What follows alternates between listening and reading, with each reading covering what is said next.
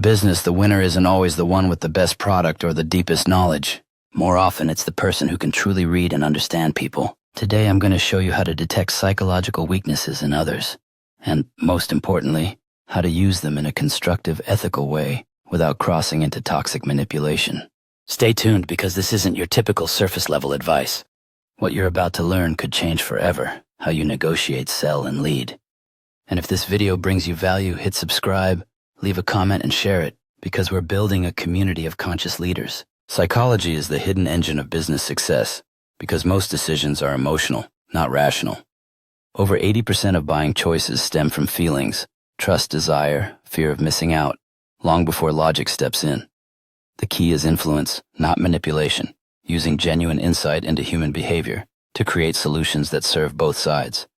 When businesses honor emotion ethically, they build deeper loyalty, stronger connections, and true win-win outcomes. The 7 most common psychological weaknesses in business: fear of loss aversion. People naturally focus more on what they could lose than on what they could gain. When someone says, "What if it goes wrong?" they reveal a protective mindset. The best way to guide them is to reduce perceived risk, offer guarantees, safety nets, or show what opportunities they might miss if they hesitate. Desire for recognition and status. Titles, brands, and achievements signal the human hunger for validation. When someone constantly mentions their wins, what they want is acknowledgement. Opportunities framed as elevating their prestige or authority resonate deeply. Indecisiveness. Hesitation and second-guessing show fear of making mistakes. These people crave clarity and trust. By simplifying choices and acting as their reliable guide, you empower them to move forward confidently. Ego and need to be right. The interrupters and overcorrectors are not enemies. They need to feel respected. By validating their perspective first, you can subtly steer them toward better outcomes without triggering resistance. Desire for belonging. Humans are tribal by nature. When decisions hinge on what will others think, the fear is social rejection. Positioning your offer as something already embraced by peers or admired leaders removes doubt and builds trust. Impatience for quick results. The "I need it now" mindset overlooks long horizons. Appealing to them means showing small, immediate wins they can celebrate, while gradually tying those wins to the larger vision. Overconfidence, underestimating risks. The "this is easy money" attitude blinds people to hidden dangers. Instead of confronting them directly, show alternative scenarios, and position yourself as the safeguard who protects their success from overlooked risks. To detect hidden weaknesses, sharpen your awareness across 4 dimensions. Body language. Look for micro-expressions that flash across the face before control returns. Fleeting signs of fear, doubt, or tension. Posture and fidgeting give away inner conflicts, signaling discomfort or insecurity. Verbal cues. Pay attention to repeated words, hesitations, and shifts in emotional tone. These patterns often reveal what someone is truly fixated on, even when their words try to disguise it. Active listening.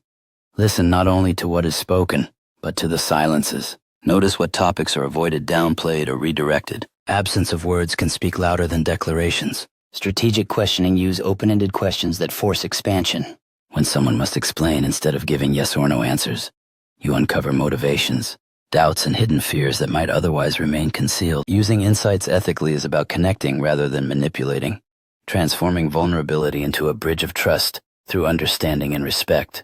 Never exploit fear or insecurity. Instead, turn insights into reassurance that fosters cooperation. For instance, if someone fears loss, do not press harder. Instead, offer guarantees, clarity, and security. What could have been a pressure point transforms into a foundation for lasting agreement. By embracing this approach, relationships strengthen and evolve, leading to an environment where creativity flourishes and trust becomes the cornerstone of collaboration. In every interaction, the focus should be on nurturing connections and encouraging openness, ensuring that every insight shared is rooted in empathy and genuine intent. When insights are shared with care, they pave the way for transformative exchanges where everyone feels heard and valued, enriching the fabric of collaboration. When faced with an indecisive client, simplify the path, narrow down their options, and share testimonials they can relate to. Clarity plus social proof dissolves hesitation. With a CEO driven by ego, don't fight it, use it. Let them feel they are steering the deal while you quietly control the direction. Their pride becomes your leverage. For a team member hungry for recognition, give it openly. Highlight their contributions in front of others. What feels like praise to them becomes fuel for loyalty and performance. To navigate an indecisive client, provide clear options while emphasizing relatable success stories. This approach builds trust and eliminates uncertainty. In a negotiation where ego is at play, guide the conversation without confrontation. By allowing the CEO to feel in control, you can subtly steer the outcome in your favor. Avoiding critical mistakes is essential. Falling into destructive manipulation may yield temporary victories, but it ultimately erodes trust forever. Every manipulative action sows seeds of suspicion threatening to ruin relationships. Strive to connect on a human level, as people won't recall your strategic maneuvers, but will remember how you made them feel. And remember, overlooking your own weaknesses only invites others to exploit them. True strength lies in acknowledging and owning your vulnerabilities. The journey continues as we explore the dangers of overanalyzing every detail. Exhaustion sets in when one finds themselves trapped in a cycle of self-doubt. Constantly scrolling through social media feeds only amplifies this feeling, showcasing how it blinds us to genuine connections. Take a moment to confront your own reflection instead, facing the hard truth about yourself, recognizing that vulnerability is key to personal growth and resilience. Business isn't a battlefield where the most ruthless win. It's a stage where those who truly understand people rise to the top. Psychology is your ultimate weapon. But remember, use it to build, not to destroy. If you apply what you learned today, you won't just close more deals. You'll build stronger, lasting relationships.